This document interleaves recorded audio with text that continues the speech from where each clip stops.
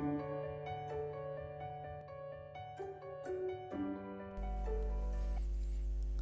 assalamualaikum warahmatullahi wabarakatuh.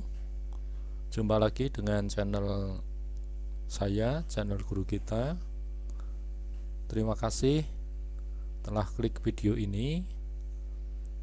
Teman-teman semuanya, jangan lupa sebelum saya lanjut, mohon subscribe, like, share, dan komen untuk perkembangan channel ini, teman-teman.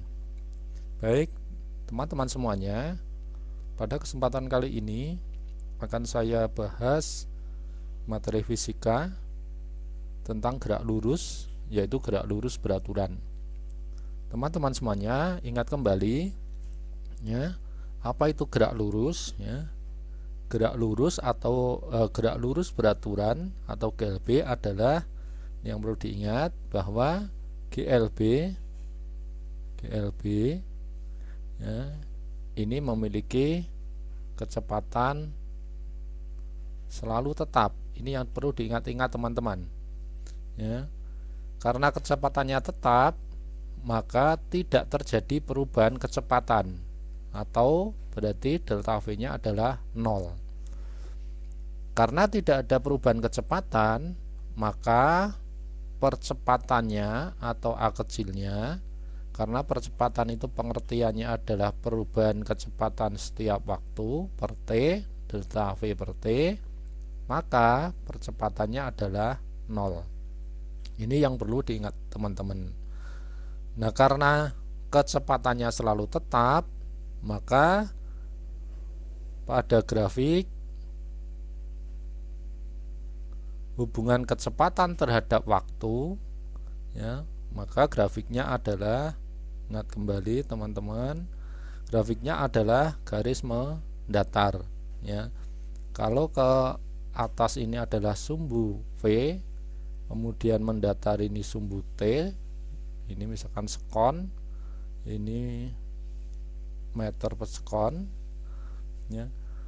Maka dari pengertian ini tadi, karena V nya tetap, maka grafik V nya ini adalah garis lurus ya. Walaupun waktunya bertambah ya, seiring waktunya bertambah, tapi kecepatannya tetap tidak bertambah, sehingga kecepatannya adalah, grafiknya adalah garis mendatar. Nah, misalkan ditanyakan jarak tempuh, misalkan diketahui grafik V terhadap T seperti ini teman-teman semuanya, maka cara menghitungnya, misalkan ini dibatasi dalam rentang waktu T misalkan, maka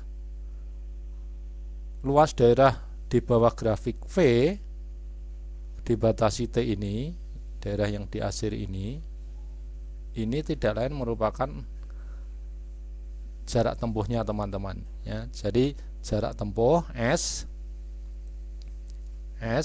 ini sama dengan luas segi 4 ini ya, luas daerah yang di akhir ini ya. Ini kalau ada grafik V terhadap T seperti itu teman-teman ya. Nah, sehingga kalau kita lihat, maka di situ berlaku, jadi S ya, ini adalah sama dengan luas daerah yang di akhir, luas segi 4 ini ya. Kalau kita lihat segi 4 ini luasnya adalah panjangnya V ya, lebarnya kita anggap T ini ya, karena segi 4 panjang kali lebar yaitu V kali T, sehingga di sini S nya adalah V kali T, sehingga pada rumus GLB berlaku ya, rumus ini. Jadi pada gerak GLB berlaku rumus S sama dengan V kali T, dengan S ini adalah jarak tempuhnya dalam meter ya, V nya ini kecepatan dalam meter per sekon, kemudian T nya adalah ya waktu ya, waktu ini misalkan dalam sekon ya. Oke. Nah, kemudian berikutnya teman-teman ya, kalau ini grafik kecepatan terhadap waktu, maka kalau grafik jarak terhadap waktunya bagaimana pada GLB? Nah, untuk grafik kecepatan terhadap waktu, maaf, untuk grafik jarak terhadap waktu, maka ini grafiknya adalah garis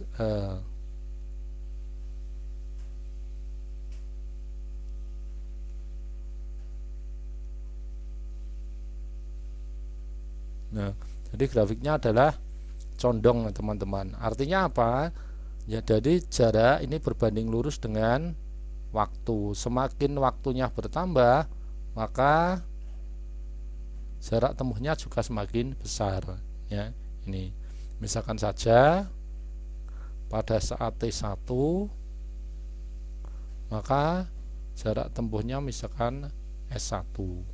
Nah, nanti pada saat misalkan waktunya T2, maka ini jarak yang ditempuh S2. Ya, ini.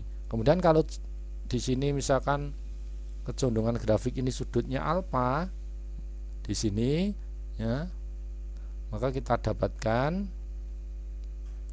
tangen alfa itu sama dengan S1 per T1 sama dengan S2 per T2.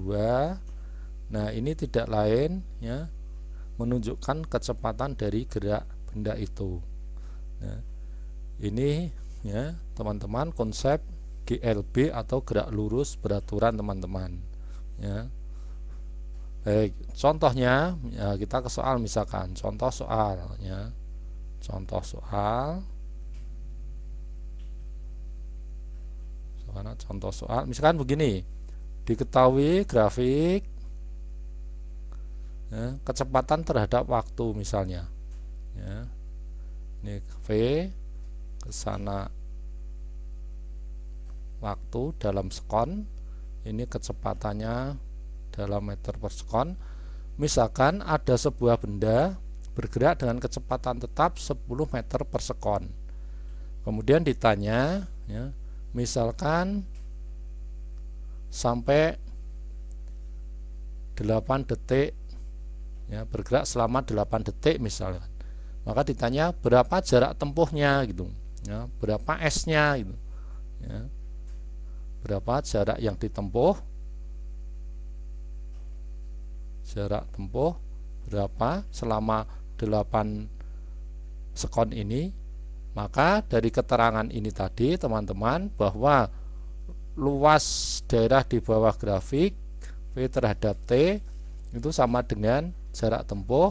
Maka pada soal ini bisa kita langsung kita hitung atau kita ketahui bahwa luas daerah yang diasir ini di bawah grafik, jadi dibatasi kecepatan 10 dengan waktu 8 ini luasnya adalah 10 kali 8, maka sama dengan 80, maka 80 ini adalah jarak tempuhnya, teman-teman. Artinya apa? 80 ini 80 meter.